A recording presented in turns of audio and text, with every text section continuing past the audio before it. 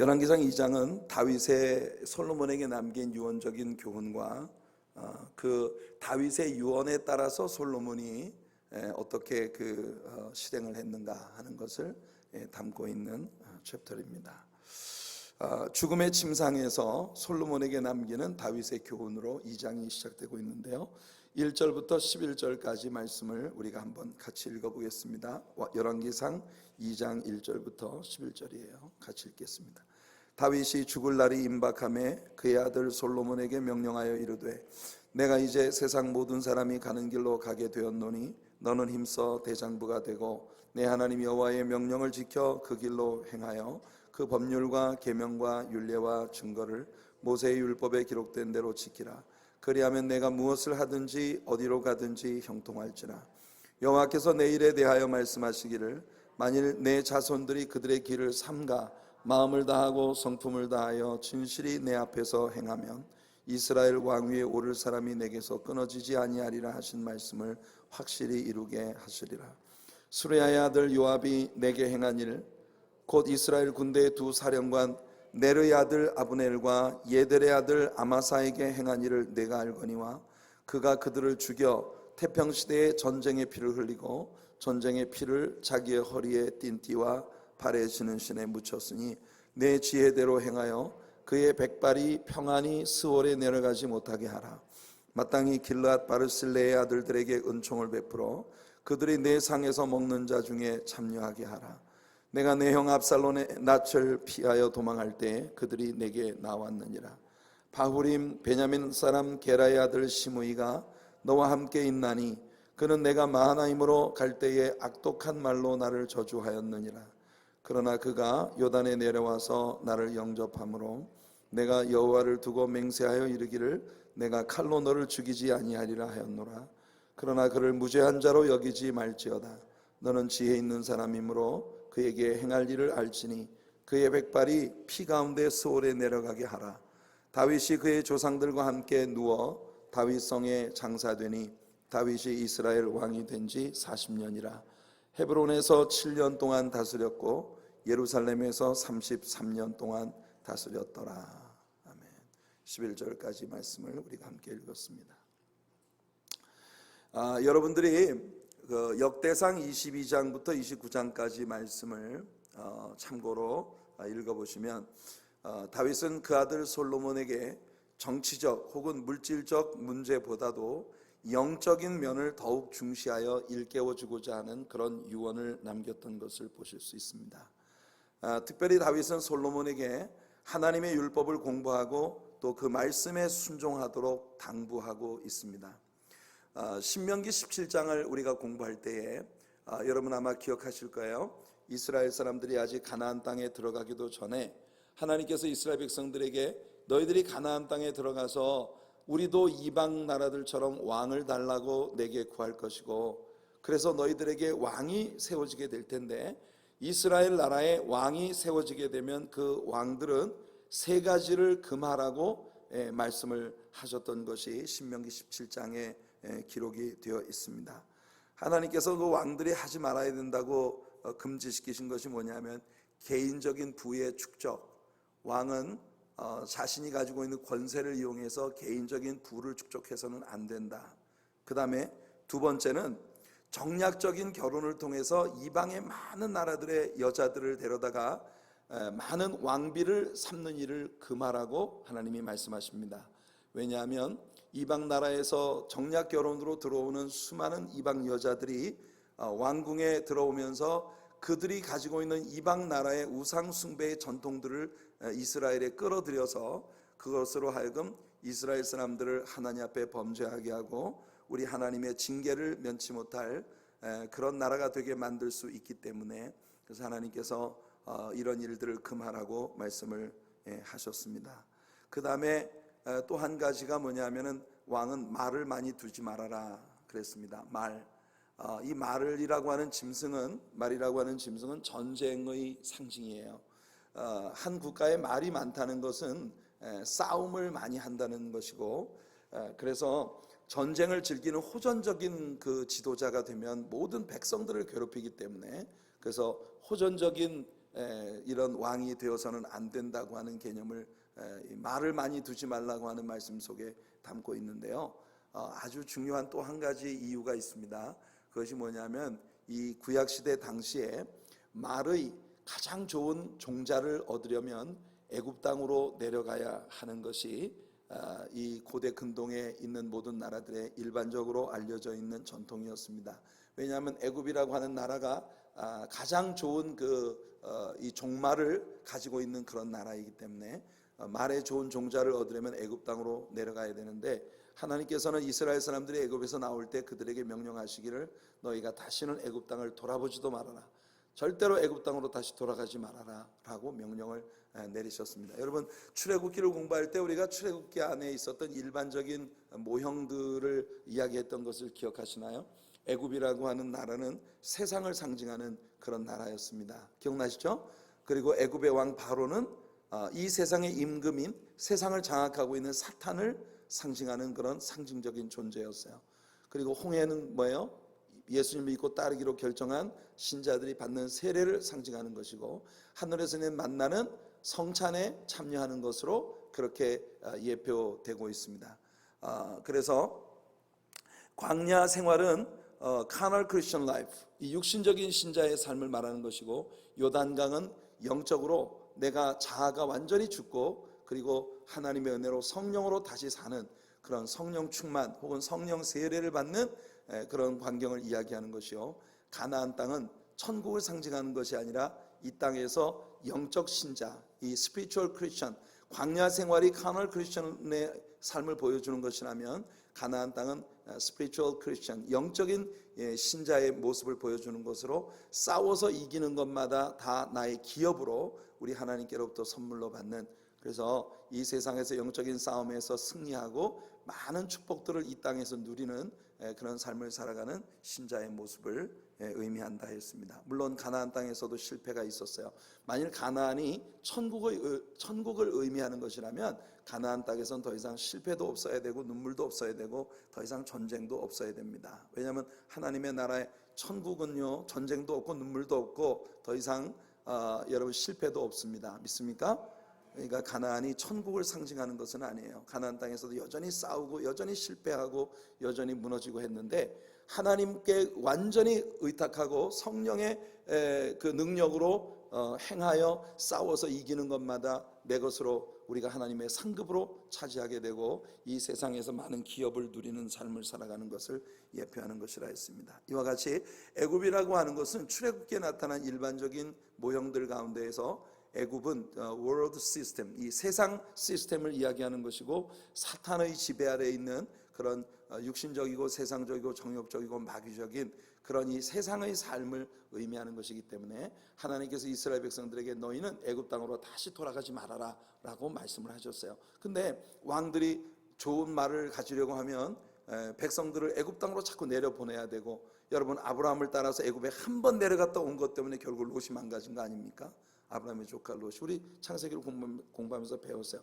전혀 배우지 않은 것처럼 시침대고 계시니까 내가 이걸 여러분들에게 가르쳐 드렸나 안 가르쳐 드렸나 자꾸 헷갈린단 말이에요. 헷갈리잖아요. 그러니까 좀 배웠으면 배운 척을 좀 하세요. 고개라도 끄덕끄덕 하신다든지. 그래서 아무튼 그래서 이제 그 왕들에게 이 세 가지를 금하셨어요. 그러면서 그때 신명기 17장에서 하나님이 이스라엘의 왕들에게 주셨던 교훈이 한 가지 있었습니다. 그게 뭐냐 하면, 앞으로 왕들은 성경책을 필사해서 곁에 두고 항상 하나님의 말씀을 읽고 그 말씀을 통해 하나님과 교제하고 하나님의 뜻을 깨닫고 그 말씀에 순종하는 삶을 살아라. 그리하면 그 나라가 주 안에서 부강하고 하나님의 큰 복을 누리게 될 것이라고 하나님이 약속을 하신 거예요. 참 여러분, 한 나라를 통치하는 왕이 늘 성경책을 옆에 두고 늘 성경을 읽고 성경에서 통치의 지혜를 얻고 하나님과의 교제 가운데에서 올바르게 행하는 길이 어떤 것인가 하는 것을 배우는 그런 지도자를 가지는 나라는 얼마나 복 있는 나라이겠습니까? 하나님의 그 큰 복을 받는 그런 나라가 되지 않겠어요? 미국이라고 하는 나라가 왜 그렇게 여러분 이 세상에서 복 받은 나라가 되었겠습니까? 이 미국의 종교의 자유를 하나님을 제대로 믿을 수 있는 자유를 얻기 위해서 건너온 그 이 미국인들의 조상들이 이 땅에서 In God we trust, 우리는 하나님을 믿습니다, 우리는 하나님을 신뢰합니다, 그 기조 위에 모든 경제, 정치, 사회, 문화를 세워나가려고 하는 그런 운동으로 이 땅을 세웠기 때문에 하나님께서 이 나라를 온 열방들에게 정말 축복의 표대가 되는 그런 나라가 되게 하셨던 거예요. 근데 오늘날 이 미국 사람들이 그 조상들이 가지고 있었던 그 믿음을 다 저버리고 엉망진창으로 되어가고 있기 때문에 이 미국이라고 하는 나라가 마치 종이 호랑이처럼 그렇게 많은 그 테러범들의 공격을 당하고 또 온 세상의 조롱을 받는 그런 아주 최저의 그 수준에 떨어져 버린, 바닥에 떨어져 버린 도덕적인 그런 그 망가진 그런 모습을 보이는 나라가 되고 만 것이에요. 여러분, 우리가 살고 있는 미국 땅이나 우리의 조국 대한민국이나 통치하는 사람들이 그들 곁에 성경을 두고 항상 하나님 말씀에서 치우치지 않는 그런 지도자들이 되도록 우리는 늘 기도해야 합니다.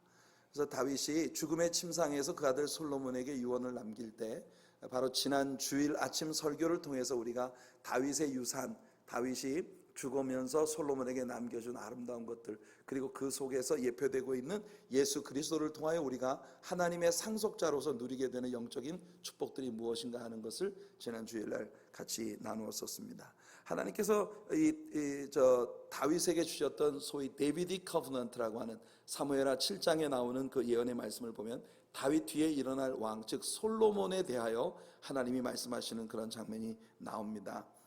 하나님께서 다윗 위에 일어날 그 왕에게, 다윗 뒤에 일어날 왕에게 평화를 주시고 하나님이 그 집안을 견고하게 하시며 그 사람으로 하여금 성전을 건축하게 하실 것이고, 혹시 이 사람이 죄를 범하면 사람의 매와 인생 채찍으로 징계는 하겠지만 절대로 사울 왕의 집안에 행하신 것처럼 완전히 그들에게서 왕권을 빼앗아 버리고 멸망시키지는 않으실 것이다.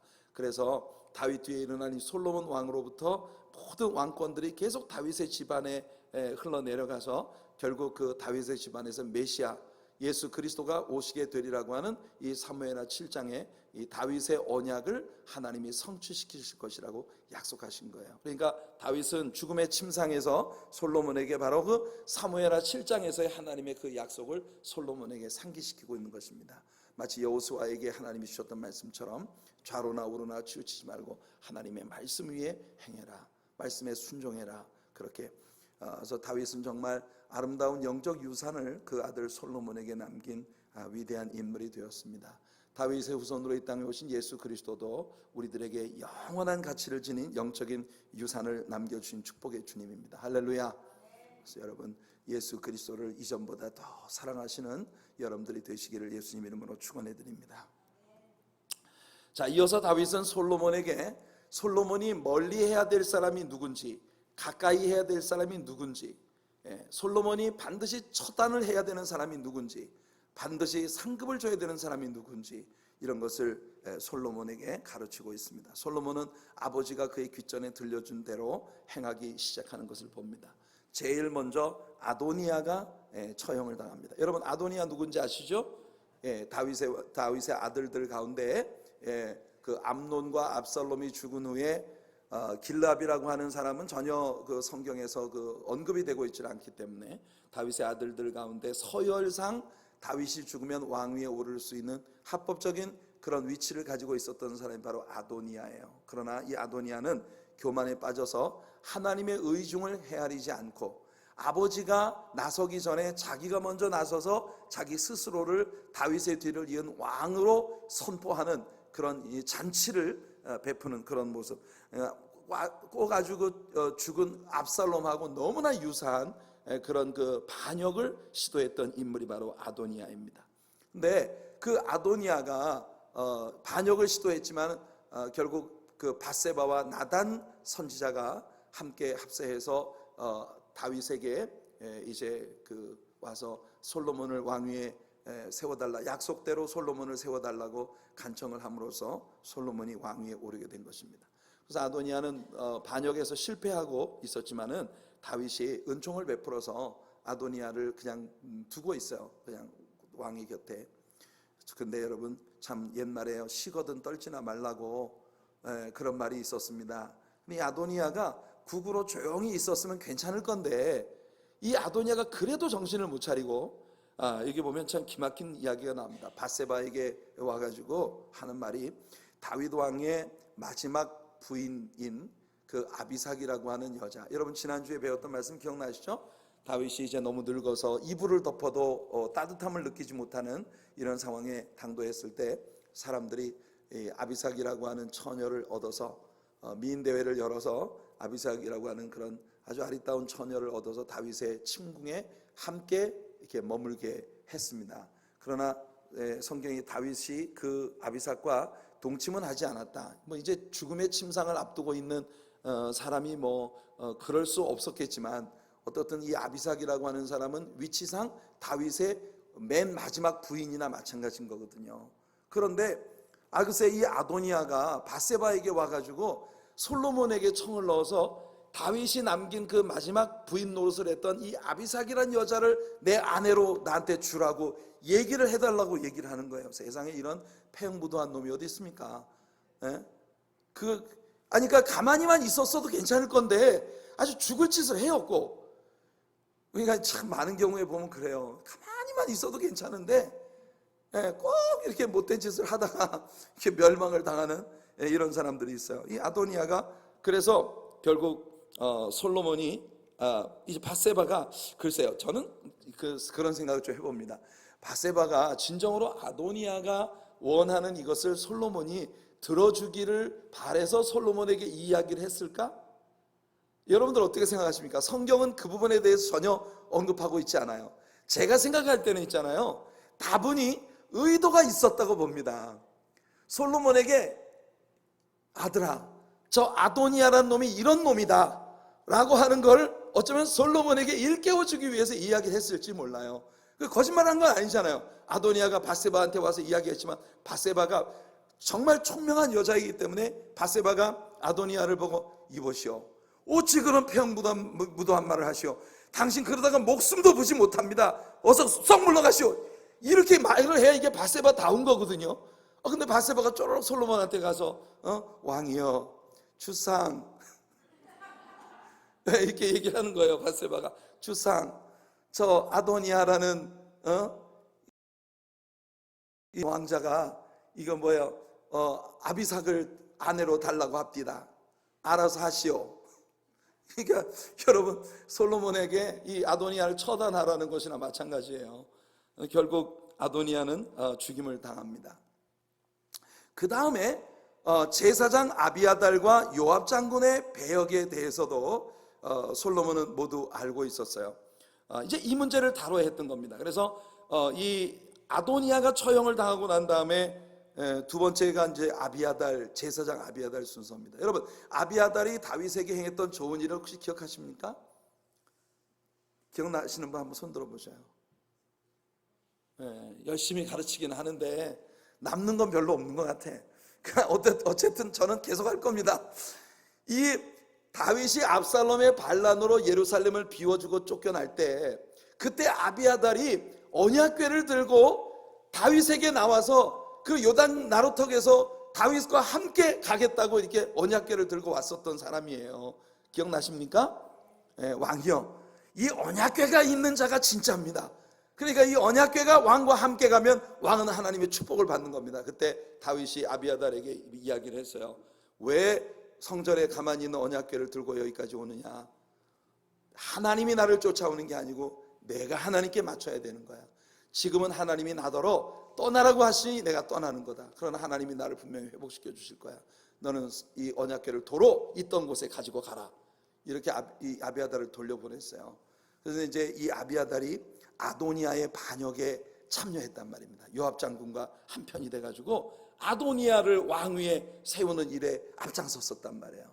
이제 다윗이 솔로몬에게 아비아달을 또 분명히 처치를 해야 되지만, 그러나 아비아달은 하나님의 제사장이고 또 이 사람이 내가 압살롬을 피해서 도망을 갈 때 언약궤를 들고 나에게까지 왔었던 사람이다. 그러니 그 사람에 대해서 최소한도의 배려를 해라, 이렇게 솔로몬에게 부탁을 합니다. 그래서 아비아달은요 목숨은 건졌어요. 아비아달은 죽음을 당하지 않았지만 제사장직에서 파면을 당하죠.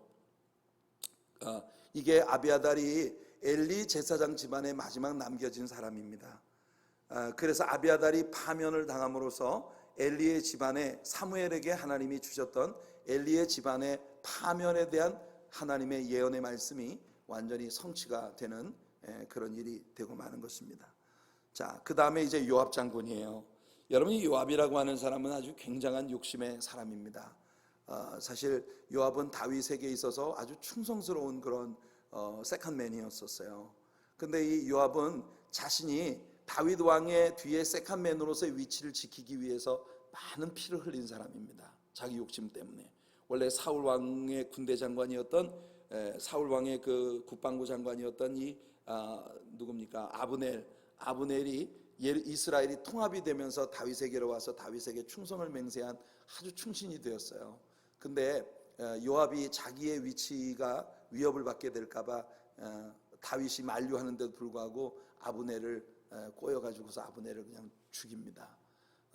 그리고 또 여기 보니까 아마사도 마찬가지로 그렇게 해서 죽이고, 더군다나 이 요압 장군이 압살롬에 대해서 선처해 달라고 다윗이 그렇게 부탁을 했는데 압살롬을 정말 머리채가 나무에 매달려 아무것도 못하는 압살롬을 갖다가 3번을 창으로 찔러서 죽이는. 그래서 이 요압은요 정말 불의한 피를 너무 많이 흘렸어요. 그러니까 그 일에 대해서 이제 처치를 하라고 솔로몬에게 다윗이 유언을 남겼고, 결국 그 요압 장군도 죽음을 당하게 됩니다. 자, 그 다음에 성경은 브나야가 요압을 대신해서 군대 장관이 되고, 사독은 대제사장으로 이제 그 아비아달 대신에 대제사장으로 섬기게 됐습니다. 이렇게 함으로써 이 사독 집안이 이스라엘의 제사장 집안으로 이제 서게 되고, 바로 이 사독 집안에서부터 세주시스 사두개 파라고 하는 그런 사독 집안의 제사장 집안이 일어나게 되는 계기가 된 것입니다. 흥미로운 사실은 원래 그 역대상 27장 5절을 보면 브나야라고 하는 사람은 제사장이었었어요. 왜냐하면 대제사장 여호야다의 아들이거든요. 이 여호야다라는 대제사장의 아들이면 그 아들도 제사장입니다. 그런데 제사장이었던 브나야가 제사장직을 그만두고 군대 장관으로 이렇게 그 장군이 되는 그런 모습을 봅니다. 요즘 우리는 전날에 장군이었다가 나중에 하나님 앞에 돌아와서 신학을 공부하고 목사가 된 사람들을 여럿 알고 있는데, 이 브나야는 목사였다가 장군이 된 사람이에요. 그러니까 이런 사람들도 있습니다. 자, 그 다음에 이제 시므이의 차례입니다. 여러분 시므이 기억하시죠? 시므이를 기억하시는 분이 많으시군요. 그러니까 참 좋은 것보다는 안 좋은 쪽이 기억이 많이 남는 것 같아요. 그래서 시므이는 누구냐면은 바로 다윗이 압살롬에게 쫓겨나서 요단강 나루턱으로 갈 때에 큰 다윗을 쫓아오면서 다윗을 모독하고 다윗에게 아주 야멸찬 그런 조롱을 퍼부었었던 그런 사람이 바로 이 시므이입니다. 그래서 이 시므이가 다윗이 마하나임에서 다시 예루살렘으로 돌아올 때 요단강 건너편까지 쫓아와서 잘못했다고 용서해달라고 용서를 빌어서 다윗이 내가 살아있는 동안은 내가 너를 칼로 처단하지 않겠다고 약속을 했지만, 그러나 절대로 저 시므이는 그냥 완전히 아무 그거 없이 용서해서는 안 된다, 이렇게 솔로몬에게 다윗이 유언을 남깁니다. 그래서 결국 솔로몬은 시므이를 불러서 일종의 그 가택연금의 명령을 내립니다. 너는 예루살렘에 집을 줄 테니 예루살렘에서 꼼짝하지 말고 밖으로 나가. 예루살렘 도시 밖으로 나가는 순간 너는 죽음을 당할 것이다. 이렇게 솔로몬이 명령을 내렸어요. 그래서 이 시므이가 3년 동안을 예루살렘 밖으로 나가질 않았습니다. 가택연금 상태에 있었는데, 이 3년째가 되었을 때에 이 종들이 시므이의 종들이 집에서 도망을 가지고 어디로 가냐면 블레셋의 가드로 도망을 쳤어요. 이 사람들이 와가지고 이 종들이 블레셋의 가드로 도망을 쳤다고 하니까 이 시므이가 깜빡했는지 하여튼 이제 3년이나 지났으니까 뭐 스스로 생각할 때 이만하면 됐다 생각을 했는지 예루살렘에서 떠나가지고 가드 땅으로 가서 이 종들을 잡아왔거든요. 그래서 이제 시므이가 예루살렘을 벗어났기 때문에 이것에 대해서 솔로몬이 시므이를 처형을 하는 그런 장면이 이제 우리가 읽지 않은 2장의 남아있는 모든 부분 가운데 있는 스토리들입니다. 자, 이제 3장으로 들어갈게요. 3장은 솔로몬이라는 인물에 대해서 우리가 배울 때 절대로 놓쳐서는 안 될 아주 중요한 부분입니다. 솔로몬의 꿈속에 나타나신 하나님께서 솔로몬에게 내가 너에게 무엇을 주랴 라고 물으십니다. 솔로몬은 이스라엘을 잘 다스릴 수 있는 지혜를 달라고 하나님께 구하죠. 무엇보다도 그의 간구 속에 이기적인 욕심이 없음에 대하여 하나님은 즐거워하셨습니다. 왕에게 내가 너에게 뭘 주랴 라고 말하면 왕이 하나님께 구할 수 있는 게 얼마나 많았겠습니까? 장수를 달라고 하든지 또는 명예를 달라고 하든지 부귀를 달라고 하든지, 또 내가 온 국가를 장악할 수 있는 권력을 달라든지 리더십을 달라든지 이런 것들을 다 구할 수 있을 텐데, 솔로몬은 하나님의 백성을 하나님의 백성답게 통치할 수 있는 그런 지혜를 종에게 허락하여 주십시오, 이렇게 하나님 앞에 요청을 했어요. 그러니까 그 순수한 이 간구에 하나님이 크게 기뻐하셨어요. 그래서 하나님은 솔로몬이 구한 그 지혜 이외에 부귀와 공명과 장수와 모든 축복들을 그에게 더해 주시마 약속을 하신 것입니다. 그리고 솔로몬이 하나님께로부터 얼마나 탁월한 지혜를 얻었느냐 하는 것을 증명해 주는 사건이 벌어지는데, 그게 바로 여러분들이 잘 알고 계실 저 유명한 두 창녀가 함께 갓난 아기들을 낳았는데, 그 갓난 아기들을 데리고 잠을 자다가 한 여자가 아기를 깔아 죽였어요. 어떻게 그런 일이 벌어질 수 있는지 모르겠지만 하여튼 애가 하나 죽었어요. 그러니까 살아있는 아이를 갖다가 이 죽은 아이의 엄마가 자기 아들이 죽은 것을 보고 동시대에 비슷하게 애를 낳았으니까, 그런데 어떻게 그 아이가 아무리 비슷해도 그 엄마들 사이에서 이게 서로 자기 아이라고 싸울 수 있을 만큼 그렇게 두 아이가 닮을 수 있었는지 그 잘 모르겠어요.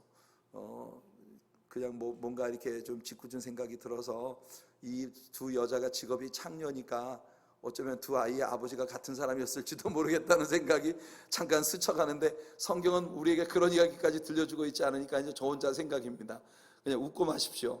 왜 이렇게 심각하게 앉아 계십니까? 그러니까 아무튼 간에 두 아이가 상당히 비슷했던 모양이에요. 그러니까 이게 아이를 죽인 여자가 이게 살아있는 아이를 갖다가 그냥 갖고 와가지고 자기 애를 바꿔놓고 이 아이가 내 아이다 이렇게 이제 싸움이 난 겁니다. 그러니까 두 애미가 서로 이 한 아기를 놓고 이 아이가 내 아기라고 이렇게 싸움이 벌어진 거예요. 그래서 이제 그것에 대해서 솔로몬이 재판을 하는 그런 과정이 그 하나님께 정말 탁월한 지혜를 얻었다고 하는 것을 아주 상징적으로 나타내 주는 그런 그 예증이 될 수 있는 그런 케이스가 이제 그 발생이 된 겁니다. 자, 본문으로 우리가 한번 들어가 볼게요. 1절 2절 같이 한번 읽어보겠습니다. 3장 1절 2절입니다. 솔로몬이 애굽 왕 바로와 더불어 혼인 관계를 맺어 그의 딸을 맞이하고 다윗 성에 데려다가 두고 자기의 왕궁과 여호와의 성전과 예루살렘 주위에 성의 공사가 끝나기를 기다리니라. 그때까지 여호와의 이름을 위하여 성전을 아직 건축하지 아니하였으므로 백성들이 산당에서 제사하며. 자, 우리가 공부한 사무엘 하서에서는 나와 있지 않지만 역대기를 읽어보시면 역대상 22장 이하에 나오는 말씀에 다윗은 솔로몬에게 하나님의 전을 건축하라고 죽기 전에 신신당부를 합니다. 그리고 백성들을 향해서도 솔로몬이 성전 건축을 성공할 수 있도록 전폭적으로 솔로몬을 지원해달라고 백성들에게까지 이 다윗이 당부를 하는 그런 모습이 역대기에 나오는 것을 우리가 볼 수 있어요. 그런데 이 솔로몬이 성전 건축 사역이 시작되기 전에, 그리고 하나님께 지혜를 구하기 전에 이 한 가지 실수를 했습니다. 그게 뭐냐면 바로 애굽 왕 바로의 딸과 결혼을 한 사건이에요. 물론 솔로몬은 다윗처럼 명성을 가지고 있지 못했습니다.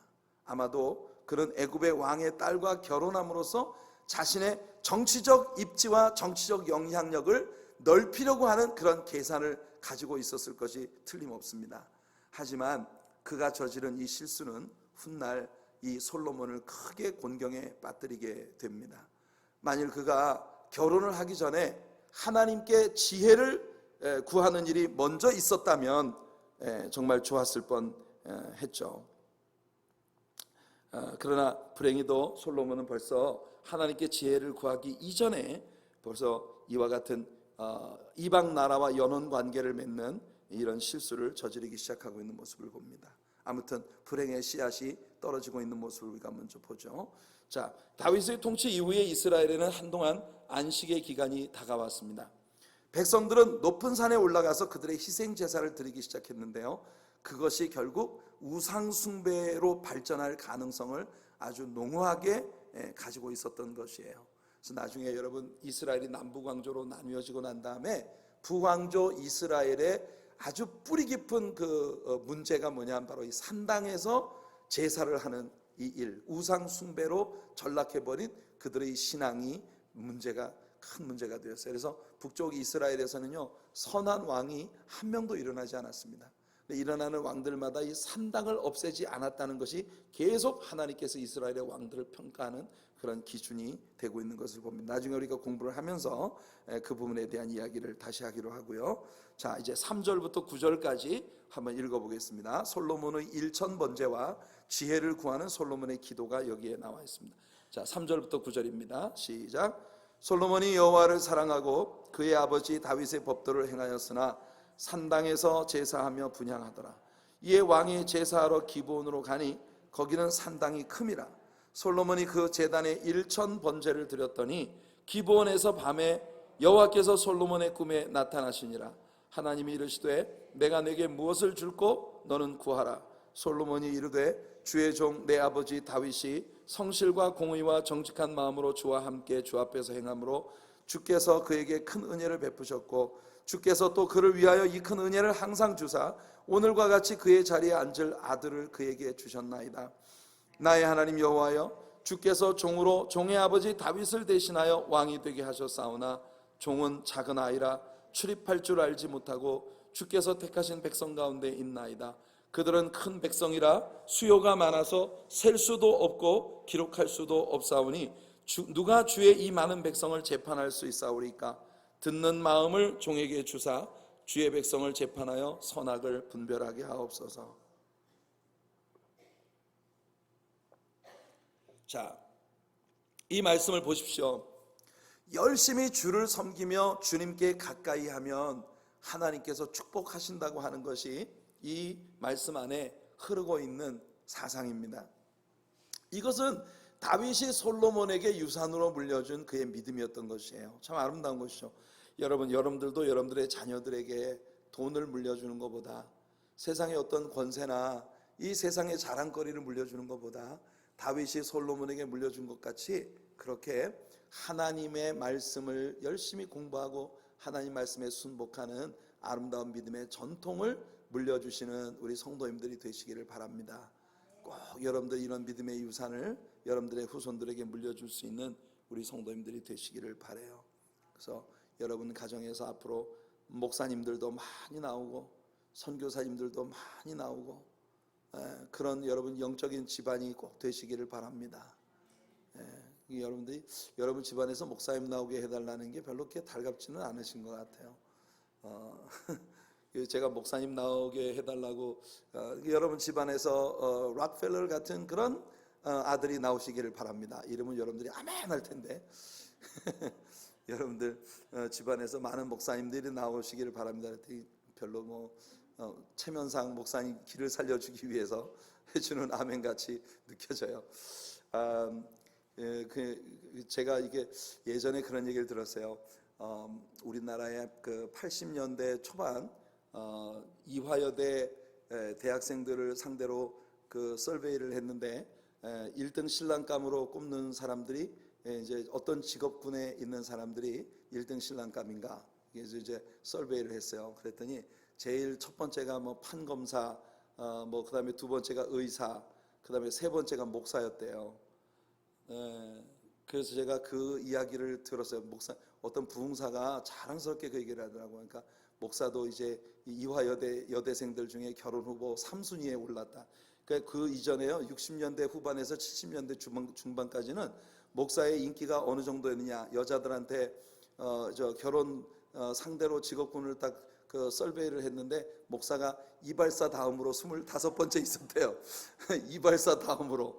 그러니까 그 시대에는 목회자의 아내가 된다는 것은 아주 무지하게 고생을 해야 되는 그런 일이었다고 생각했는데 70년대 후반부터 80년대까지는 목사가 되면은 굉장히 성공한다 이런 생각을 이제 여성들이 가졌던 모양이라, 그러니까 이제 이화 여대생을 상대로 해서 그 설베이를 했다는데 그 사람들에게 저 결혼 후보 가운데 판검사, 의사, 그 다음에 세 번째가 목사였다고 하니까 제가 그 이야기를 들으면서 가슴이 쿵 하더라고요. 저도 목사가 될 사람인데 나도 그러면 결혼 뭐 3순위에 올라갔으니까 좋아야 될 건데 왠지 제 마음이 이건 뭔가 잘못됐다. 이게 한국의 교회가 크게 잘못된 길을 가고 있는 게 아닐까. 이게 사명이 뭔지도 모르고 목회의 길이 뭔지도 모르는 이 철부지 대학생들이 목사의 아내가 되겠다고 덤비는 건 그냥 목사들이 오늘날 그만큼 물질을 누리고 권력을 누리고 이 세상과 야합하고 있다는 뜻이 아닐까, 이런 생각이 들어서 참 많이 걱정이 되더라고요. 그러더니 아니나 다를까 오늘날 같은 이런 사단이 나고 있는 겁니다. 그래서 저는 요즘에 다시 한번 조사를 해봤으면 좋겠어요. 목사가 몇 등일까? 요즘에는 아마 다시 이발사 다음으로 밀려난 거 아닌지 모르겠습니다. 아무튼 여러분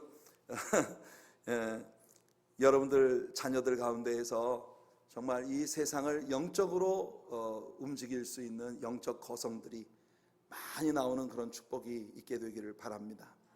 비즈니스맨이든지 학자든지 또는 정치가든지 어떤 스테이지에서든 하나님을 믿는 신앙이 우선이 되어 하나님의 위대한 역사를 이루는 그런 많은 그릇들이 여러분들의 가정에서 대를 이어 나오게 되는 그런 축복이 있기를 예수님의 이름으로 축원해 드립니다. 저는 글쎄요, 솔로몬이 다윗만큼 하나님을 향한 열정을 가지고 있지는 못했다고 생각을 합니다. 다윗 같은 사람은 없었던 것 같아요. 솔로몬이 그의 즉위 초기에 그랬던 것처럼 일생 동안 그렇게 그 젊은 날의 열정을 가지고 하나님만 잘 섬겼다면 얼마나 솔로몬은 다윗보다도 더 큰 복을 누릴 수 있었지 않겠습니까? 어쨌든 그 솔로몬이 그걸 끝까지 지키지 못하고 중간에 많은 방황을 하다가 결국은 하나님의 약속처럼 징계를 하셔도 사울 왕에게서처럼 왕권을 완전히 빼앗는 것이 아니라 그를 다윗과 맺은 그 언약의 그 보호하심 안에 두겠다고 하는 하나님의 약속이 이루어져서 결국 노년의 솔로몬은 하나님께 다시 돌아와 정말 아름다운 그런 믿음의 사람으로 그의 일생을 마치게 되는 그런 모습을 우리가 봅니다. 참 다행스러운 일이죠. 이게 솔로몬이 다윗에게 물려받은 유산 중 하나인 것입니다.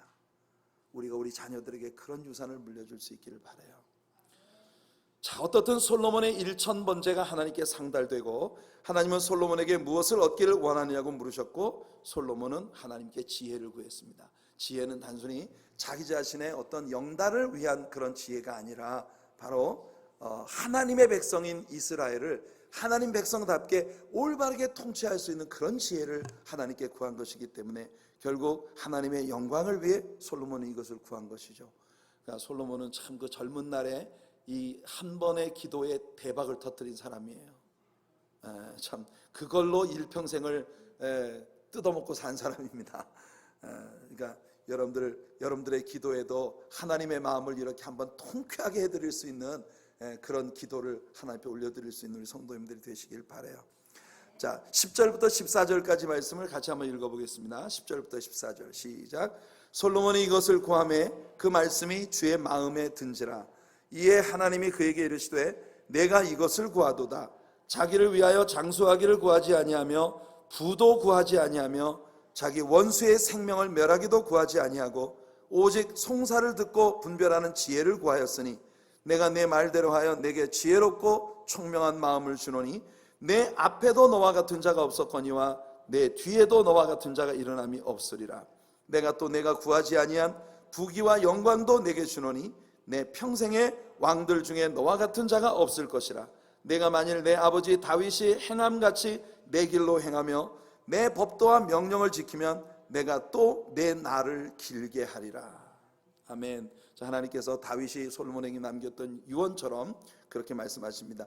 네가 네 아버지 다윗이 행했던 것처럼 나의 길로 행하며 내 법도와 명령을 지키면 내가 너의 날을 길게 할 것이다 라고 하나님 말씀하십니다. 우리는 앞으로 남유다의 왕들의 역사 속에서 종종 내가 만일 내 아비 다윗의 행함같이 내 길로 행하면이라고 하나님께서 말씀하시는 말씀들을 보게 될 것입니다. 얼마나 아름다운 이야기예요. 다윗은 참 실수가 많은 사람이었지 않습니까? 그리고 그의 손에는 피를 많이 묻혀서 하나님께서 그 손으로 성전을 짓는 일조차도 허락지 않으셨던 그런 인물이에요. 그런데도 하나님은 다윗의 삶에 참 만족하고 계신 것 같습니다. 오죽하면 하나님이 저가 내 마음에 드는 자라고, 내 마음에 합한 자라고 이렇게 말씀을 하셨겠어요.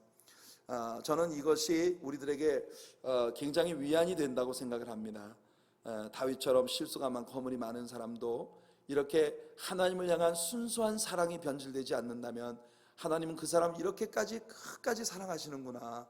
그래서 다윗 뒤에 일어나는 모든 왕들에게 네 아버지, 네 조상 다윗만큼만 행해라 라고 이렇게 말씀하고 계신 것을 보는 거예요. 여러분, 만일 하나님께서 말해요, 다른 사람들에게 야, 너는 저 석진이만큼만 나를 좀 사랑하려무나, 이렇게 누군가에게 말씀을 하신다면 그게 얼마나 영광스러운 일이겠습니까? 그죠? 다윗에게 하나님이 그렇게 말씀을 하시는 거예요. 다른 사람들 보고 야, 너 더도 말고 저 다윗만큼만 좀 해라, 이렇게 말씀하고 계신 거예요. 여러분, 하나님께서 우리 오늘 저녁 더도 말고 오늘 이 수요일 저녁 예배 오신 여러분들 말입니다. 여러분들 주변에 있는 모든 사람들에게 우리 하나님께서 이렇게 말씀하시기를 바라요. 넌 뭐 더도 말고 우리 저 상해만큼만 한번 해봐라. 이렇게 여러분 주변에 있는 사람들에게 말이에요. 우리 이상윤 장로님 죄송합니다. 우리 이상윤 장로님 주변에 있는 모든 사람에게 야, 니들이 말이야 더도 말고 우리 저 상윤이만큼만 한번 해봐라. 이렇게 하나님께서 여러분들을, 오늘 저녁 이 예배에 오신 여러분들 모두를 들어서 그렇게 세상 모든 사람들에게 야, 니 하나님의 사랑교회만큼만 한번 해봐라. 아멘. 우리 교회가 꼭 그런 교회가 될 줄로 믿습니다. 아멘. 그러면 주께서 구원받는 사람의 수를 날마다 더하게 하실 것이고 하나님과 사람들 앞에 칭송을 듣는 그런 교회가 되겠죠. 역대하 7장 14절에 보면 내 이름으로 일컫는 내 백성이 그들의 악한 길에서 떠나 스스로 낮추고 기도하여 내 얼굴을 찾으면 내가 하늘에서 듣고 그들의 죄를 사하며 그들의 땅을 고칠지라. 하나님께서 솔로몬에게 주신 약속입니다. 여러분, 우리들이 이렇게 하나님 앞에 매달리면 우리 하나님께서 늘 우리를 사랑하시는 거예요. 아멘. 저는 제 어머님과 대화를 나눌 때 가끔 그런 생각을 해요. 어떻게 제 어머님의 기억 속에는 제가 어린 시절을 말썽 부리고 엄마 말 안 듣고 엄마 속썩였던 기억은 다 사라져버리고 제가 그렇게 엄마에게 착한 아들이었었던 그런 것만 그렇게 기억이 남으시는지. 저희 어머님과 대화를 나눠보면 말이에요, 제 어머님에게는 세상에서 석진이 같은 아들은 없어요. 제가 외아들이거든요. 여러분, 저희 어머님은 항상, 그래서 어머님과 대화를 나누다 보면 제가 참 민망합니다. 제가 어렸을 때요, 공부를 정말 안 하고 속썩였던 때도 있었거든요. 근데 항상 어머님의 기억 속에는 제가 전교 학생 대표로 우등상을 받던 그날밖에는 기억을 안 하십니다. 이러면서 이제 한 번씩 제가 그런 상을 받은 때도 있었다는 걸 자랑을 하는 거예요. 자, 그러니까 제 어머님의 기억 속에는요, 제가 진짜 너무너무 말 잘 듣고 착하고 그렇게 한 것만 기억을 하세요. 그래서 제가 어머님과 대화를 나눌 때 제가 이걸 배우는 거예요. 왜 하나님께서는 다윗이라는 인물이 그렇게 하나님 망신을 시키는 일들을 많이 했음에도 불구하고 그렇게 다윗이라는 사람에 대하여 저 사람이 내 마음에 합했다, 그뿐 아니라 그 뒤에 일어나는 모든 왕들에게 야, 저 다윗만큼만 해라. 그리고 실제로 어떤 왕이 칭찬을 받는다면 그 칭찬받는 기준이 이 사람은 다윗의 처음길로 행했다, 이게 칭찬의 기준이었던 거예요. 그러니까 우리 하나님은 말입니다, 예수 그리스도로 말미암아 지워진 거는요, 기억조차 하지 않는 능력이 있으신 분이십니다. 아멘. 그러니까 우리는 하나님께 그런 사랑을 받은 사람이 되었으니 얼마나 감사합니까? 그러니 여러분, 다윗처럼요, 넘어지더라도 하나님의 품 안으로 쓰러지는, 우리 마지막 다윗의 그 인구조사의 범죄로 인해서 하나님이 징계를 주실 때 배웠잖아요, 그죠? 어려움이 와도 결국은 하나님의 품속으로 달려가는 그런 우리들이 되기를 간절히 바랍니다. 자, 15절을 한번 읽어볼게요. 15절 시작. 솔로몬이 깨어보니 꿈이더라. 이에 예루살렘에 이르러 여호와의 언약궤 앞에 서서 번제와 감사의 제물을 드리고 모든 신하들을 위하여 잔치하였더라. 옛날 개혁성경에는 번제와 순제를 드렸다라고 이렇게 되어 있는데, 순제라고 하는 것이 오늘 우리 개역 개정판에서는 감사의 제물을 드렸다라고 나오는데, 킹 제임스 버전에서 이 구절을 보면은 이렇게 되어 있습니다. Offer the burnt offerings and offer the peace offerings. 그러니까 과거에 순제라고 번역되었던 그 구절이 지금은 감사의 제물을 드렸다라고 번역이 되었는데, 순제도 감사의 제물도 아니고 화목제를 드렸다 이렇게 되어 있습니다. 번제는 헌신을 의미하는 제사이고, 화목제는 헌신된 하나님의 사람들이 하나님의 테이블에서 언제나 하나님과 함께 먹고 마시는 그런 삶을 통해서 하나님의 은총을 누리는 그런 화목의 삶으로 나아가는 것을 의미한다고 우리가 레위기를 통해 배웠습니다. 바로 그런 은혜, 하나님과의 깊이 있는 교제의 은총을 위한 그런 제사를 솔로몬이 하나님께 올려드린 겁니다. 자, 이제 저 유명한 솔로몬의 재판 기록이 여기에 나옵니다. 16절부터 28절까지 한번 같이 읽어봅시다. 16절부터 28절입니다. 시작. 그때 창기 두 여자가 왕에게 와서 그 앞에 서며, 한 여자는 말하되 내 주여, 나와 이 여자가 한 집에서 사는데 내가 그와 함께 집에 있으며 해산하였더니 내가 해산한 지 사흘 만에 이 여자도 해산하고 우리가 함께 있었고 우리 둘 외에는 집에 다른 사람이 없었나이다. 그런데 밤에 저 여자가 그의 아들 위에 누움으로 그의 아들이 죽으니 그가 밤중에 일어나서 이 여종 내가 잠든 사이에 내 아들을 내 곁에서 가져다가 자기의 품에 누이고 자기의 죽은 아들을 내 품에 누였나이다.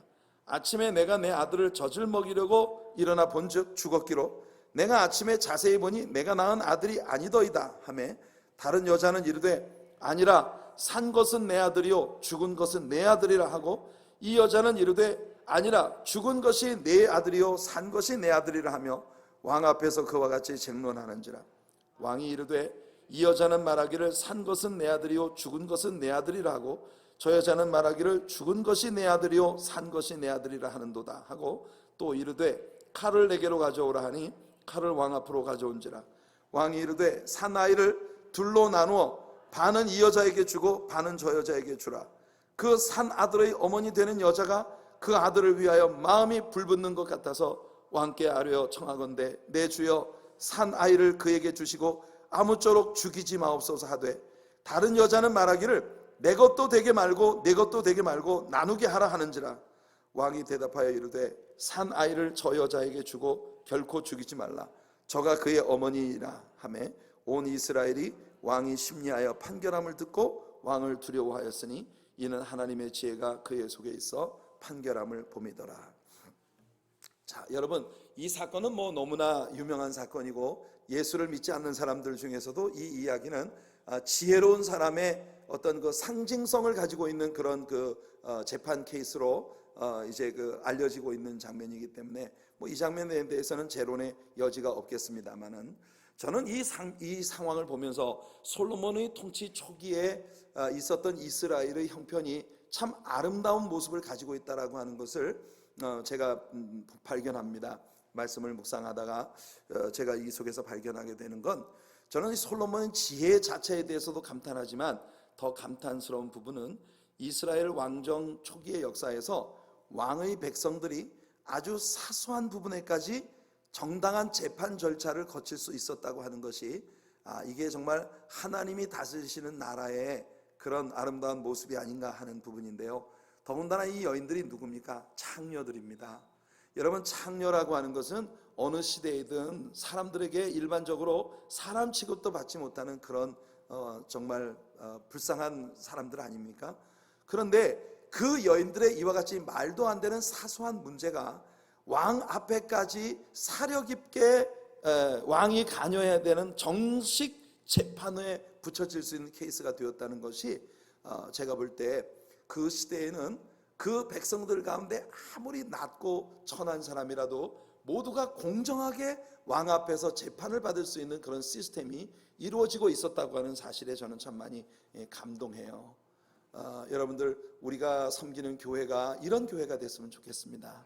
어떤 사람이 외적으로 뭐 예를 들어 물질에 있어서 조금 약하다든지, 아니면 뭐 건강이 좀 약하다든지, 아니면 뭐 지능이나 또는 좀 인격적으로 우리가 좀 어떤 사람이 결함이 좀 많아서 좀 이렇게 좀 부족해 보이는 그런 사람들이 있다 하더라도, 이런 모든 사람들이 다 우리 주님의 사랑 앞에서 공정하게 대우받고 공정하게 모든 일들을 심리할 수 있는 그런 분위기가 교회 안에 조성될 수 있는 그런 교회가 되었으면 좋겠습니다. 어린아이든 노인이든 모든 사람들이 배운 사람이나 못 배운 사람이나 잘난 사람이나 못난 사람이나 누구나 이 교회 안에서는 아주 공평하게 하나님의 임재 앞에서 대우를 받고 인정을 받고 사람 취급을 받을 수 있는 그런 교회가 되는 것, 참 아름다운 일이라고 생각을 합니다. 하나님께서 우리들에게 그런 은혜를 베푸시기를 바라요. 저는 생각할 때 솔로몬보다 더 위대하신 분, 솔로몬보다 더 크신 분이 계시죠. 여러분, 오늘날의 정치인들은 굉장히 파렴치해 보입니다. 제가 볼 때 아주 국민들의 표를 얻어야 될 필요가 있을 때에는 그냥 이거 여기 옆에 막 견장을 두르고 그냥 장터에 서서 쭈글쭈글한 그 시골 장터에서 일하시는 할머니 손을 잡고 그냥 아이고 제가 머슴이 되겠습니다 이러면서 기호 1번입니다 이러면서 하다가 선거만 딱 끝나고 나면 코빼기도 안 보여요. 아주 너무나 그 보편적인 그런 일들 아니겠습니까? 근데 이 시대의 지도자들이 솔로몬 시대의 그런 그 왕정 통치 초기에 그런 국가의 그 분위기를 좀 배울 수 있다면 정말 좋을 것 같아요. 왜냐하면 이 세상에 있는 우리들 모두가 다 결국은 마지막 재판장이신 주님 앞에 한 번은 서야 되기 때문입니다. 우리들 모두가 주님 앞에 서게 될 거예요. 아멘. 근데 우리는 여러분 심판을 위해서 주님 앞에 서는 게 아니고 상급받는 것을 위해서 주님 앞에 설 거예요. 아멘. 아들을 믿는 자는 영생을 얻고 심판을 받지 아니하는 것이요. 백보자의 심판대 앞에 서는 사람들은 그들의 이름이 하늘 어린 양의 생명책에 농명되지 않았기 때문에 결국은 그들의 행위에 따라서 심판하시는 하나님의 준엄한 심판에 여러분 지옥불에 떨어지는 그런 불행을 겪게 될 것입니다. 하나님께서 우리의 모든 필요를 채워주시고 지혜를 주시겠다고 약속을 하시는데, 마태복음 12장 42절을 보면 심판때에 남방여왕이 일어나 이 세대 사람을 정죄하리니 이는 그가 솔로몬의 지혜로운 말을 들으려고 땅끝에서부터 왔음이거니와 솔로몬보다 더 큰 이가 여기 있느니라. 그러니까 솔로몬 시대에 얼마나 열방으로부터 많은 사람들이 솔로몬의 지혜를 배우려고 솔로몬에게 왔겠어요. 예수님 말씀은 그런 뜻입니다. 솔로몬보다 더 큰 이가 여기 서 있는데, 솔로몬의 예수님에 비하면 하찮은 솔로몬의 지혜에도 저 남방 왕이 솔로몬의 지혜를 배우려고 예루살렘까지 왔는데, 어째 그보다 훨씬 더 지혜로운 왕의 왕인 내가 여기 서 있는데 나에게 말씀을 들으려고 오지 않느냐. 그러니까 이것에 대해서 남방 여왕이 일어나 심판을 할 것이다, 이렇게 말씀하고 계신 것이에요. 고린도전서 1장을 보면 이 말씀을 읽지는 않겠습니다만은 그 바울 사도가 고린도 교인들에게 우리를 부르신 하나님의 부르심을 보라고 이야기합니다. 지혜 있는 자가 어디 있느냐, 선비가 어디 있느냐, 이 세대의 변론가가 어디 있느냐. 우리들 가운데 말 잘해서 부름받은 사람이 있냐, 선비라서 부름받은 사람이 있냐, 지혜로워서 부름받은 사람이 있냐, 아니라는 겁니다. 하나님께서는 미련한 사람을 들어 지혜로운 자를 부끄럽게 하려 하시고 없는 것들을 들어서 있는 것들을 부끄럽게 하려 하시는 하나님이시다. 그래서 우리 하나님은 우리 같은 연약한 사람들을 들어서 하나님의 큰 일을 하시려고 우리를 부르신 분이시라는 거예요. 그러니 솔로몬과 같은 태도로 우리 하나님 앞에 설 수 있는 저와 여러분들이 되기를 예수님의 이름으로 축복해 드립니다. 하나님은 이렇게 솔로몬을 왕으로 세우셨습니다. 그리고 그가 왕으로서 필요한 모든 것들을 공급해 주셨어요. 기도, 이것이 솔로몬이 초기에 하나님께 일생을 간직할 수 있는 축복을 받은 이유입니다. 우리 하나님의 사랑교회 성도님들도 다 기도의 사람들이 되시기를 바랍니다. 구하라, 주실 것이라고 약속하셨으니까. 여러분, 우리 이 시간에 한번 들은 말씀을 생각하면서 우리 통성으로 같이 한번 기도하겠습니다. 하나님